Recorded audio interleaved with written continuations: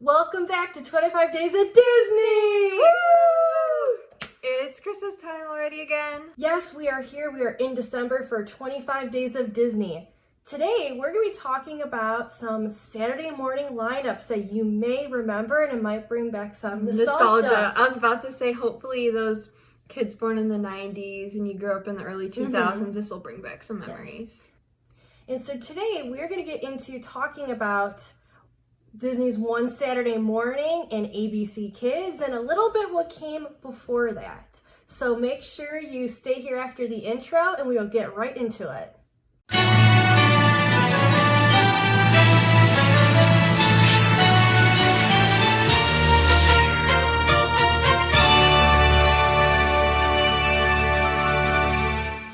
Stub Clubbers, welcome back. I'm Jennifer. And I'm Julia. If you've not subscribed to us, please hit subscribe, and we are also on Facebook and Instagram. Everyone knows that the Walt Disney Company is very famous and well known for its animated full-length feature movies. However, there was a long time when we did not have those Disney classic cartoon TV shows that a lot of us grew up on in the 90s. That is because they did not want to focus any studio areas on the animation part for television. So in 1984, the CEO of Disney, Michael Eisner, decided to create a separate studio just for television animation. And they called it Walt Disney's Television Animation. So that is going to be where it was set aside just to create those animated TV shows that many of us know, or many of us have maybe heard of in the past. So what you're saying is they made this network specifically to create animated TV shows. Yeah, so they had a separate set of animators who were not focused on the movies, they were focused just on the television shows. So many of these TV shows that came right when the Walt Disney Television Animation came out were shows like Wuzzles, The New Adventures of Winnie the Pooh, Adventures of the Gummi Bears, Darkwing Duck, and Goof Troop. These were all actually broadcast, though, on separate networks. So it was going to be on CBS, NBC, ABC, and the Disney Channel. It gets a little bit confusing while we did this research, so that's why we're not going to dive too deep, because we were going down a rabbit hole with some of this research for this video, as you will see. So what's confusing is there were many shows that started off on one network. Say, for example, CBS. They would have a slated amount of shows having brand new episodes. Then something would happen where then they would actually take that show and then take it maybe and stick it over to ABC, not do reruns, but actually just put out brand new content still. And so that was going on until they ran out when they had the contract end or they weren't doing that show anymore, and then reruns happened. Reruns? What's a rerun? Back to the Future. Yes. So many of you are probably wondering, well, a lot of the stuff we watched when we were kids in the 90s, well, late 90s into early 2000s, was on ABC. Why were you bringing up NBC, Disney Channel, and CBS? Well, that's actually because ABC Network was not bought by Disney until 1996. Oh, okay. Yes, so we did not have a lot of our shows just directly on ABC. It was distributed through many different ones. So what happened was when Disney bought ABC in 1996, they had a Saturday morning lineup that had many shows, replacing maybe what was on there previously with all Disney cartoons. So those shows that they put on, they took off some of the other cartoons or other stuff that was on. They put on the Disney cartoons like the Mighty Ducks, Gargoyles, Jungle Cubs, Doug, Nightmare Ned, and they also put on reruns of DuckTales, The New Adventures of Winnie the Pooh, and then also a live-action series that was from Disney Channel called Flash Forward. And I actually didn't know when we were doing research that The New Adventures of Winnie the Pooh, when we watched them, I mean, as a kid, you don't really realize it, but they were all reruns, and it was actually made in like 1988, like you mentioned before. So they just used, they chose The New Adventures of Winnie the Pooh and used it, to show the reruns. Many of these shows will sound familiar because the Disney Channel or Toon Disney would put a lot of these shows on reruns, so that's how many people have seen them. However, a ton of these also are now available on Disney Plus, where you can watch them. So now we're going to skip forward to one Saturday morning, which I have memory of, that started September 13th, 1997 and went all the way to September 7th, 2002. So when One Saturday Morning aired, do you remember the intro?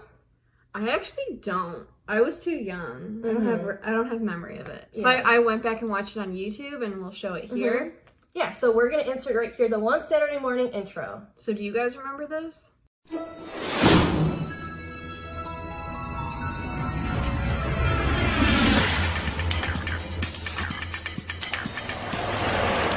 Monday morning, wake up time, get to work and stand in line. What would make you feel real fine? One Saturday morning. Coming up next is Tuesday's grind. The week is young, but I'm out of my mind. What would make you feel real fine? One Saturday morning. Wednesday, Thursday, jammed in the middle. Once again, mixed pose a riddle. What struck me loose, but plays like a fiddle? One Saturday morning. Friday has an exit sign, but gets there still takes some time. What would make you feel real fine? One Saturday morning.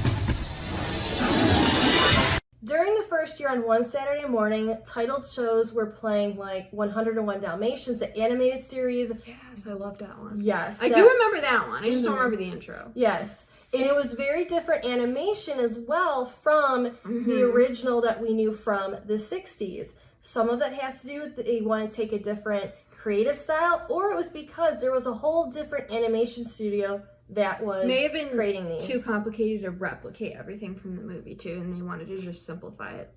Or have their own style. We also had Doug, Recess, and Pepper Ann.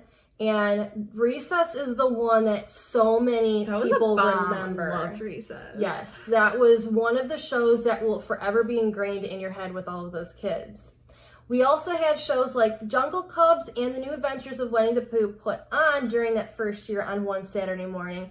However, they were on reruns. Also within the first year, there was an educational show that was put on later on during the day at noon called Science Court. I have no memory of this. That was listed on the slated schedule. Something very interesting though was the Bugs Bunny and Tweety show was still on contract on ABC. So that non-Disney show was segmented in between of the first block ending. They would put the Bugs Bunny and Tweety show on because it was under contract. And then they would go to this Science Court that showed at noon. And we're going to talk about a little bit coming up here how some non-Disney material ended up in the mix of these block schedules. Right. During the following year, 101 Dalmatians, the series, did return, but it was on reruns only. That show time slot was replaced with Hercules, the animated series, which I don't have very memory of that. That was on during the second year. They also had reruns of The Many Adventures of Winnie the Pooh. They also, again, still had that Science Court on, but they renamed it to Squiggle Vision.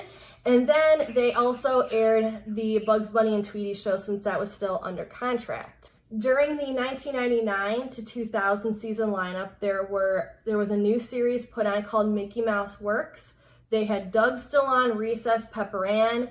Then they added Sabrina, the animated series, which you'll think that's not Disney. Well, that is because it was produced by Disney, but it was acquired by the DIC Entertainment Company.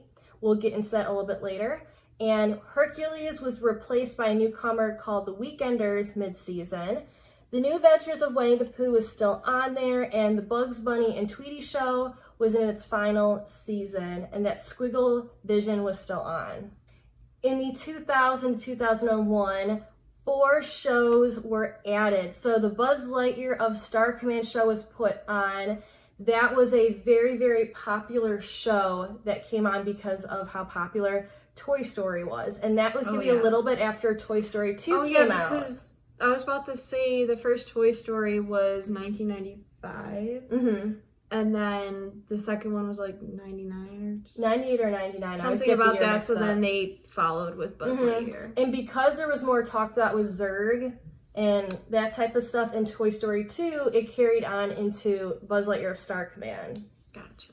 They also had the show Teacher's Pet added, Lloyd in Space, and The House of Mouse. I remember that one. Yes, because The House of Mouse was also put out on VHS that you could get it, and it was also very popular McDonald's toys where the heads were hard plastic and the bodies were that squishy, like stuffed animal material.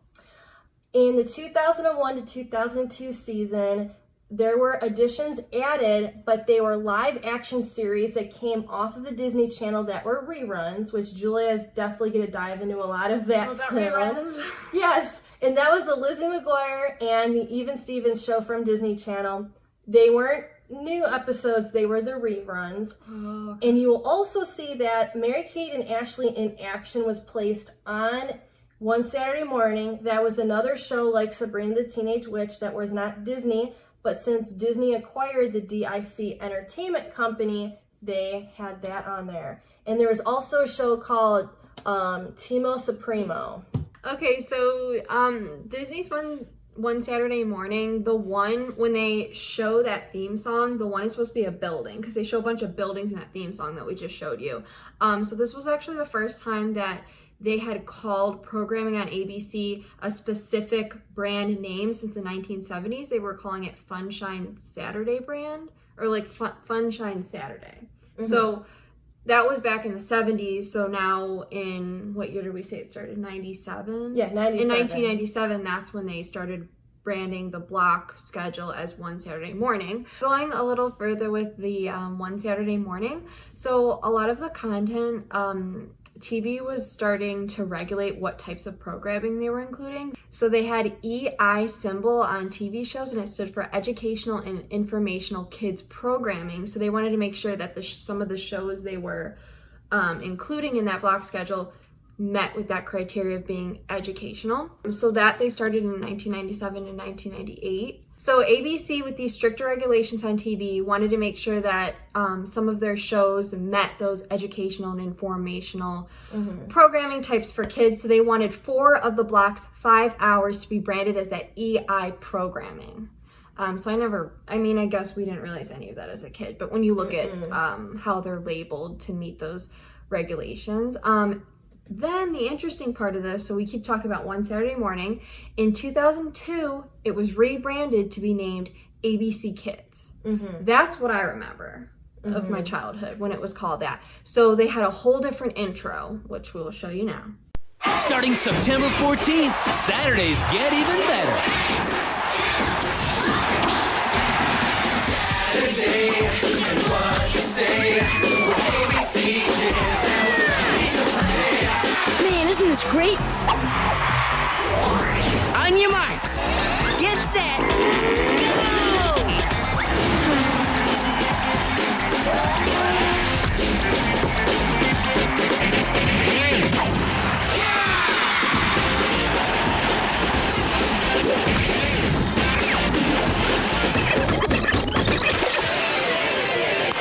That's our cue.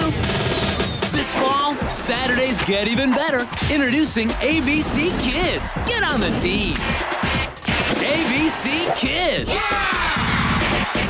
Starting Saturday, September 14th on ABC. We're ABC Kids and we're ready to play.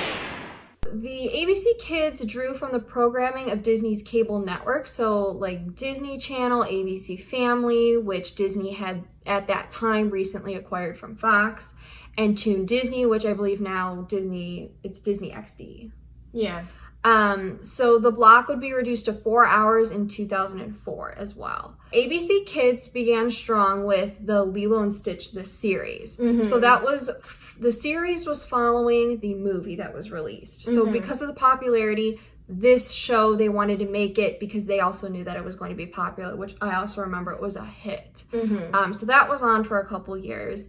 ABC Kids ran from 2002 to 2011. Oh, I actually didn't realize it was that long of a run. It was a long stretch. So we said that One Saturday Morning was like 97 to 2002. Yeah, ABC Kids was on for a very, very long time because I actually got confused what years I remembered it being on, and that's why. Oh, well, that's probably because when we got older, we weren't watching it anymore, so then we didn't realize. And we'll talk about how it evolved and changed and reasons why we probably didn't keep watching it.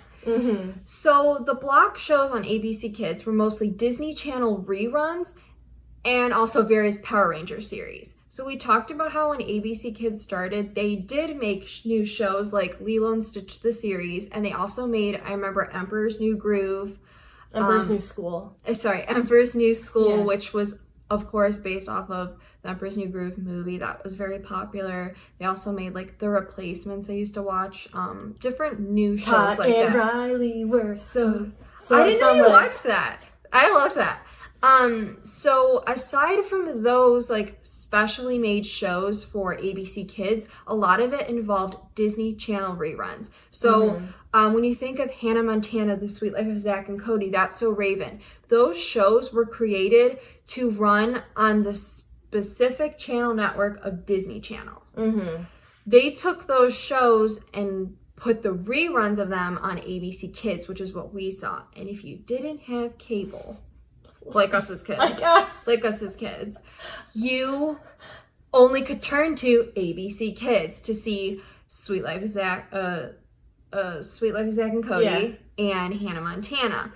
However, they would like to play the same episodes of them over and over. Oh my god, it was so annoying because we really wanted to watch the shows because we didn't have cable. Yeah, if we went over someone's house like Girl Scouts and stuff, it was on, but it didn't benefit us that they kept repeating the same ones over and over. This one again. So we did not see a variety of episodes from Hannah Montana or Sweet Life. No. Or That's So Raven. Because interesting enough, if you look at some of the old schedules, which I know some people really like to do research, and like I find it amusing to go back and look at old TV show schedules to like a throwback, nostalgia. Oh, what was I watching in this year and that year? So when you look at ABC Kids and how it evolved, so we said it began in 2002. If you look at a schedule from 2003, they played, you mentioned Timo Supremo, which was also on the One Saturday Morning. They continued with Recess. They put on Fillmore, which I believe was specially just on ABC Kids they brought in. But also Lizzie McGuire, The Proud Family, Kim Possible, Power Rangers. Also like Lilo and Stitch. So that was a whole variety they had. We're talking 2003.